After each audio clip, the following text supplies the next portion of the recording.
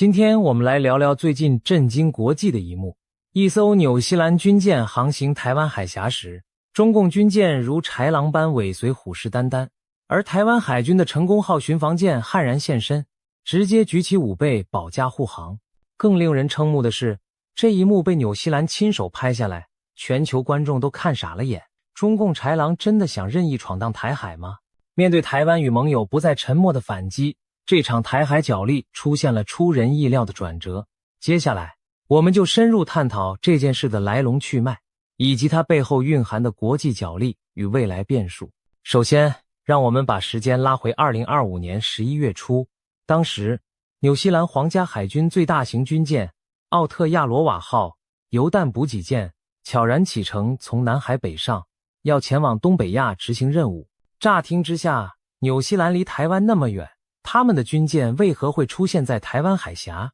原来纽西兰此行肩负着一项重要使命，配合联合国对北韩的制裁，在西太平洋加强巡航监控。奥特亚罗瓦号在部署期间，曾在东海、黄海侦察拦截数起可疑船只转运违禁品的行动，甚至向可疑船只发出将近80次广播警告。这艘补给舰身材庞大，负责为盟军提供燃料补给，却没有配置强大的攻击武器。按理说，它本应低调绕开敏感的台湾海峡，然而此刻，为了节省航程并展现对航行自由原则的支持，纽西兰还是选择了直接从台湾海峡穿越。这一决定意味着纽西兰要在中美角力最敏感的热点进行一次罕见而大胆的航行。台湾海峡一直是国际海运要道，也是中美博弈的前沿。这条仅约130公里宽的水道，每年有无数商船通过，据估计占全球货柜航运量的一半。美国及其盟友长期坚持这里是国际水域，任何国家都有权通行，但北京当局则声称台湾海峡是中国的内海，对此拥有主权管辖。双方立场南辕北辙，使得每次有西方国舰通过台海，都会引发北京的强烈不满与军事跟监。近年来，随着中共军力扩张，他们对台湾的压迫愈发明目张胆，不但频频派军机越过台海中线绕台挑衅，还多次在台湾周边举行实弹演习，试图封锁或恐吓岛内民众。尤其是2022年美国高层访台后，中共更宣称中线不存在，解放军舰机每日在海峡东西两侧穿梭，仿佛台湾家门口变成他自家的后院。面对这种咄咄逼人的态势，西方国家开始更积极地以航行自由行动表达立场。美国军舰几乎每隔几个月就会通过台海一次，英国、加拿大、法国、澳洲等盟友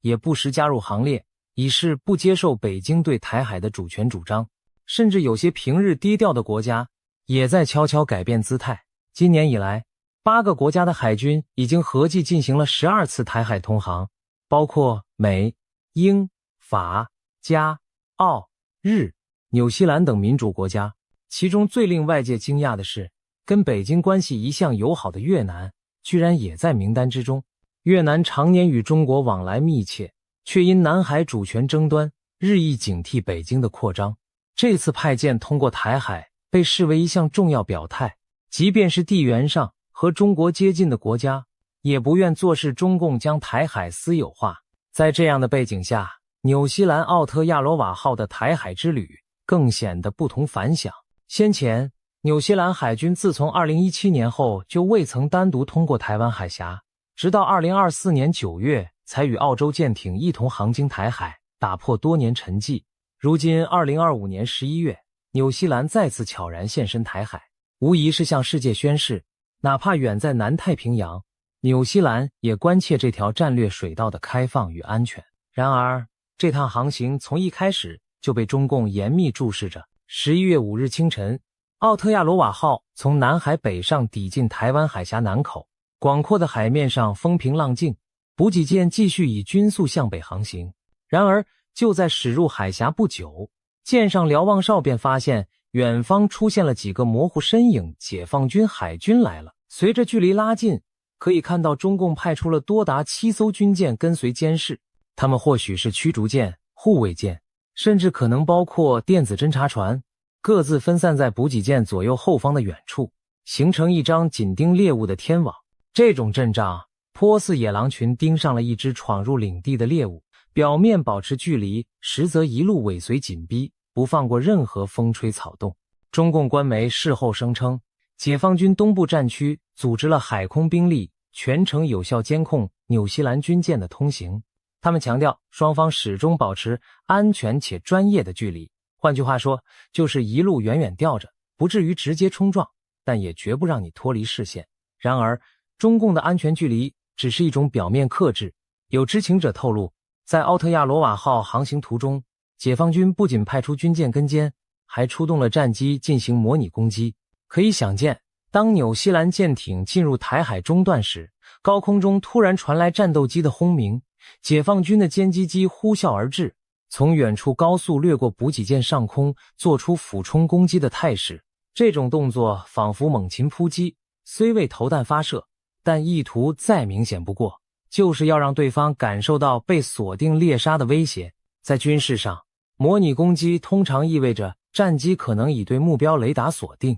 甚至进行假想的导弹发射演练。对缺乏重型防空武装的补给舰来说，这无疑是一种极大的心理压力。然而，纽西兰官兵并没有被吓退，这艘补给舰依然稳健前行，舰桥上飘扬的银爵旗在风中猎猎作响，仿佛在对中共展示一种不卑不亢的纽西兰式优雅。事后有评论称，奥特亚罗瓦号面对解放军歼16战机的咆哮仍面不改色，按原定航线通过，用行动诠释了以柔克刚的文明底气。毕竟，这艘船本就是执行和平任务而来，不会因对方的恐吓就乱了阵脚。当然，解放军的挑衅不止如此。就在奥特亚罗瓦号穿越海峡的第二天，台湾国防部通报，又有多架解放军军机在台海南部和台湾西南空域进行联合战备巡航，其中包括多架歼渚16战斗机，活动范围就集中在台海上空以及台湾西南方向。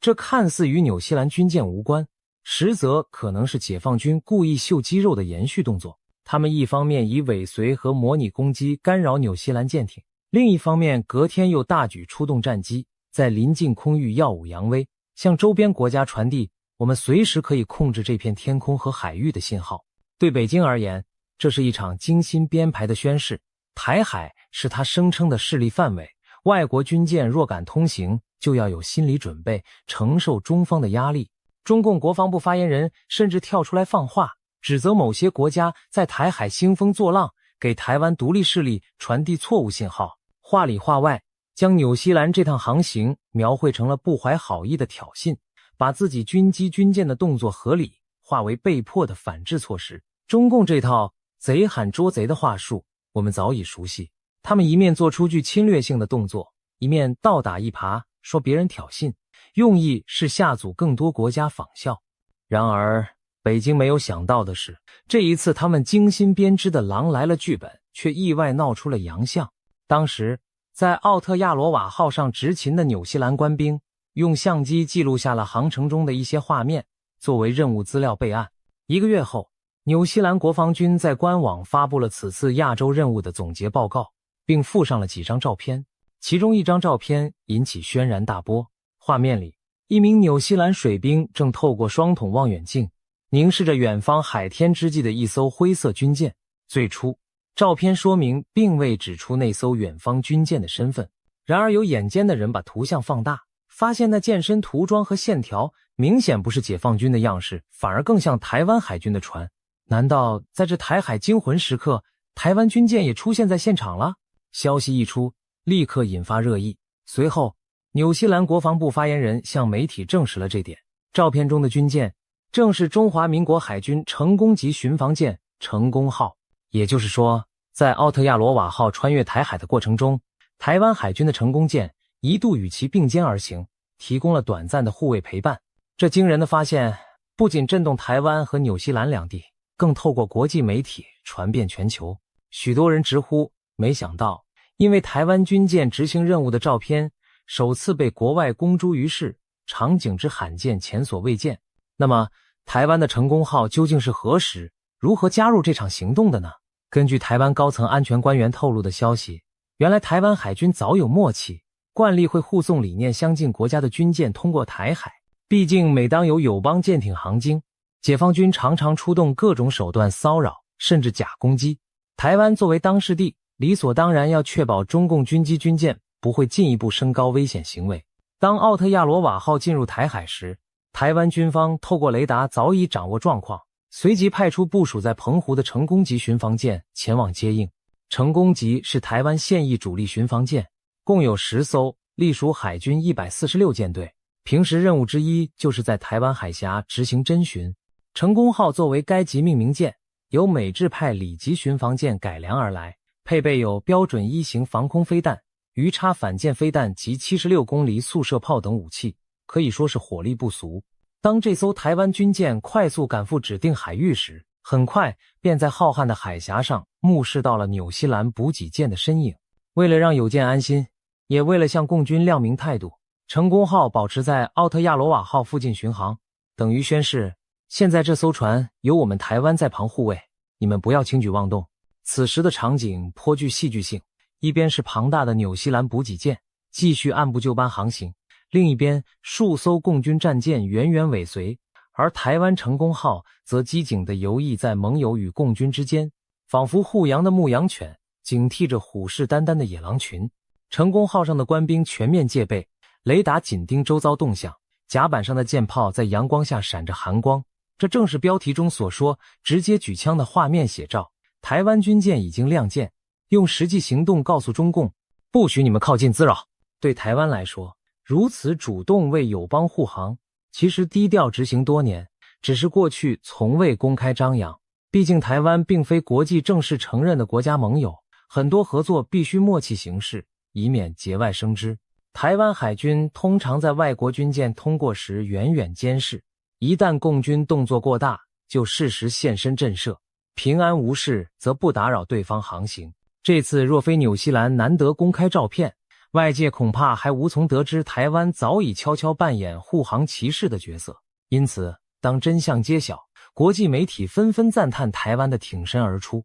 对许多国际观众而言，以往提到台海冲突，脑中浮现的多是台湾被动挨打、盟军驰援的场景。然而此刻话锋一转，变成台湾军舰主动出击保护盟友，着实让人感到耳目一新。正如有评论指出，台湾已不再是那个只能被动承受威胁的小弟，而开始成为印太安全前线的核心一环。这无疑令习惯单方面恐吓的北京当局大为错愕。更有意思的是，照片曝光后，北京陷入一种骑虎难下的尴尬。一方面，他们不便直接承认台湾军舰的存在，否则等于默许了台湾在国际上的军事合作地位。但另一方面，全球都看到了台湾巡防舰与外军同框的铁证，再想装聋作哑也瞒不住。结果，中共外交和国防部对此保持了异常的沉默，既没抗议，也没大肆宣传。毕竟，这画面与他们常年营造的叙事相冲突。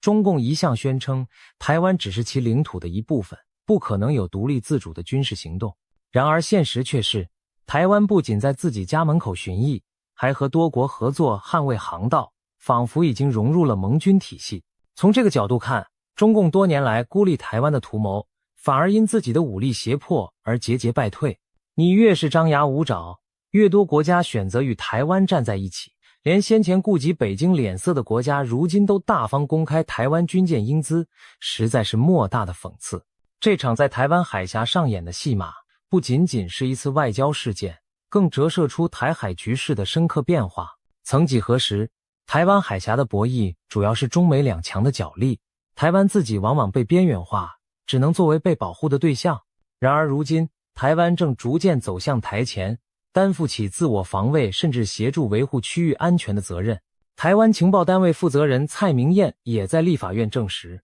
台湾与国际伙伴早已建立了情报共享机制。每当外国海军舰艇在台海航行期间，台湾都会与友方交换解放军动态情报。这表示，当国际友人进入台海，大家对共军的动向了如指掌，心里有底，自然更有信心应对潜在威胁。换言之，台湾虽然不是以同盟国身份参与，但实质上已经是抗衡中共扩张的重要一环。美国等国过去对台湾军舰是否加入护航行动比较低调，可能担心刺激中共，但现在看来，这种顾虑正在被打破。一个更紧密合作的印太安全网络逐渐成型，而台湾正站在前线支撑着这张网。对此，有台湾学者形容道，台湾从防守队员变成了积极助攻手，这对中共而言绝非好兆头。事实上，中共在台海咄咄逼人的军事表现，反而逼出了区域内前所未有的合作局面。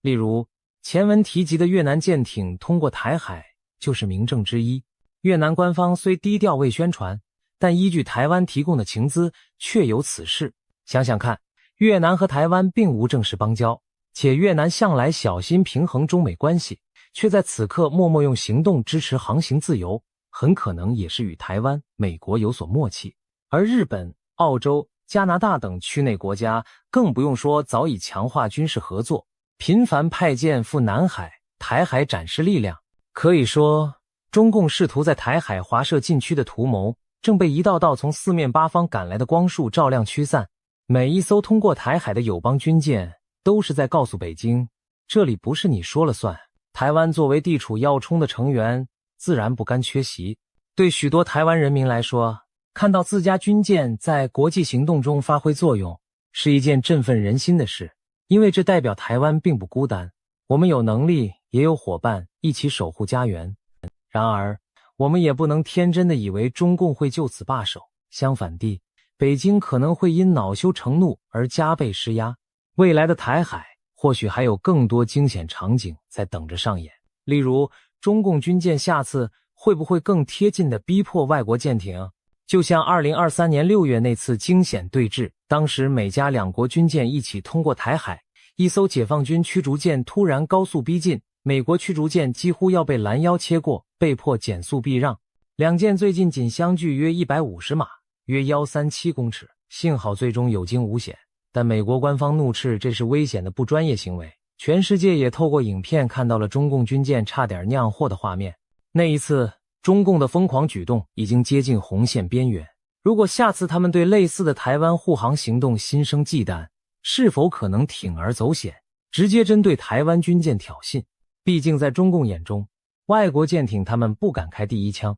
但对台湾内部问题的借口可能使其更肆无忌惮，这将是台海局势的新风险点。所幸有美日同盟等更强大后盾在背后，中共若真敢对台湾军舰下手，势必引发更大的国际反制。可以预料，接下来台湾与友邦在台海的合作会更趋紧密，同时解放军的动作也可能愈发夸张。这无疑形成一种军事上的鸡尾酒效应，一边是越来越多民主国家的船舰插旗航行，一边是中共派出越来越多的狼群围堵，双方都在测试彼此的底线，稍有不慎，摩擦就可能升级为危机。不过，也有人认为，北京即便气急败坏，短期内仍会对外国舰艇保持所谓安全距离，以免真的擦枪走火，引来难以承受的后果。他们更可能选择在话语上和政治上报复，比如对纽西兰施压。在这次事件曝光后，纽西兰新上任的政府也重申了对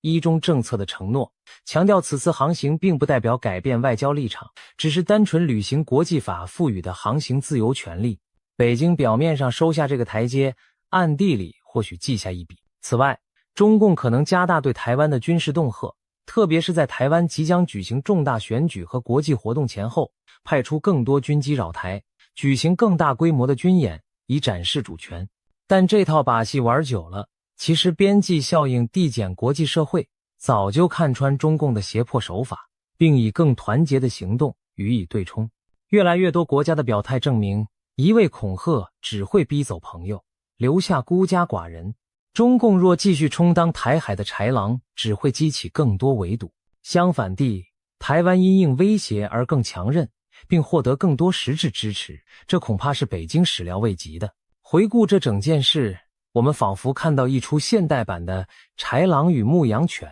预言在海上上演。中共豺狼企图称霸台海，咄咄逼人的气势似乎难以阻挡，但国际社会并未被其吓倒，反而在台湾这只牧羊犬的带领下，逐渐形成合围之势。当纽西兰军舰的望远镜捕捉到台湾巡防舰的身影时，也象征着民主阵营在印太地区的一次重要合体亮相。这一幕让全球观众为之错愕的同时，也看到了希望。原来面对强权，不论国家大小远近，彼此协作就能产生奇妙的化学效应。一时间，台湾海峡不是中国的内海，这一讯息比以往任何时候都传播得更响亮。未来，台海局势仍将充满变数，我们必须密切关注中共会否收敛在台海的霸道行径，亦或变本加厉。国际盟友的航行自由行动会否更加频繁，包括更多像德国、印度这样的重要国家参与？台湾又将如何在维护自身安全与国际合作中取得平衡，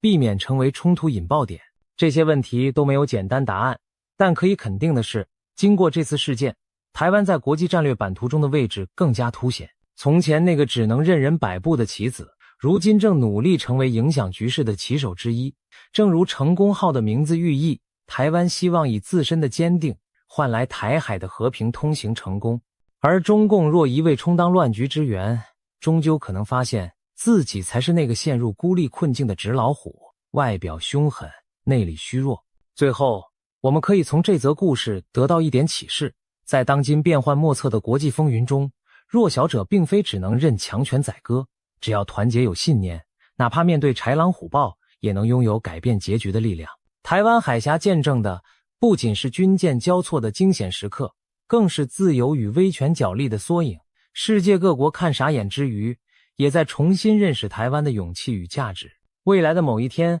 或许还会有更多出人意料的画面在这片海域上演，但无论风浪再起，我们都希望这片海峡终将成为和平之海，而非任人肆虐的角斗场。毕竟，正义与合作之光一旦汇聚，再狰狞的豺狼也终将无处遁形。让我们拭目以待，迎接一个更团结稳定的印太未来。